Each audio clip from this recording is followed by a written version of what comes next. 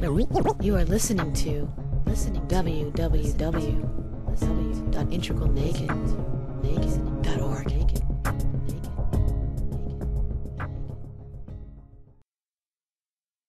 It's sometimes said, meditation is just, staring at your navel and doesn't have any real effect or anything.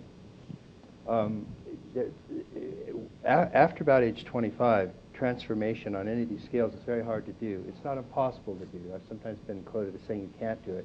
It's very, very hard, and there's been an enormous amount of studies over about 30 years of taking people who are 25, 35, 45, and having them do different kinds of things, psychotherapy, stuff like that.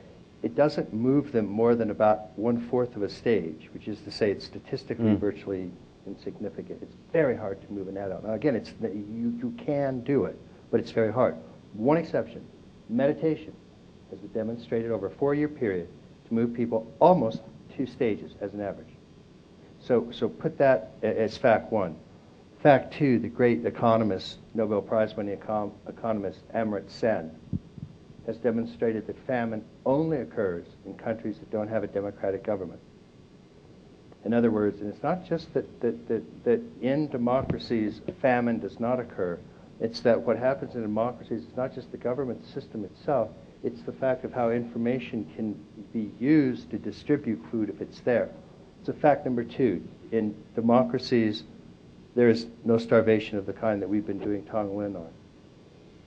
Fact number 3, democratic systems are the product. If you look at moral stage development, it's a moral stage 5 product. It's called a social contract. You do not have democracies where you do not have the majority of the leading edge at moral stage 5. That's fact number 3. It follows that the single greatest thing that the world can do to stop starvation is to meditate. The only thing that will help move people into those stages. So the next time you hear it said that meditation is just airy-fairy or something, you're wrong. It's the single strongest thing to stop famine. Nothing else has been demonstrated to move people's stages. So you can keep that in mind. It's not just staring at your navel. Yeah. I just wanted to offer a reflection, taking in so much today. That the word wake, to wake up, is of course the same word to be present in grieving at a funeral. And we know that death is one of our greatest teachers because it helps us be more present to our aliveness, sitting in that edge. And I just want to share one turn of mind for me this weekend. Was actually last night at dinner, when I was sitting with Diane and we were talking about the big mind process and sort of the spiritual aspect of practice in an ITP, and then the psychodynamic aspect of practice in an ITP, which we use the 3-2-1 process that some of you are familiar with. And basically, Diane and I were talking about, I was sort of looking at her like, how are they different? Why are they so different?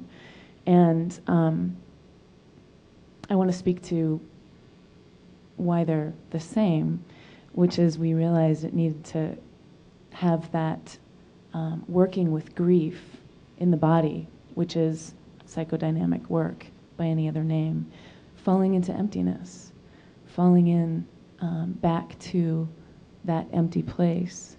And I think being able to allow grief, suffering by any other name, to really honor it, to truly honor it, we have to experience that it flows through to let go.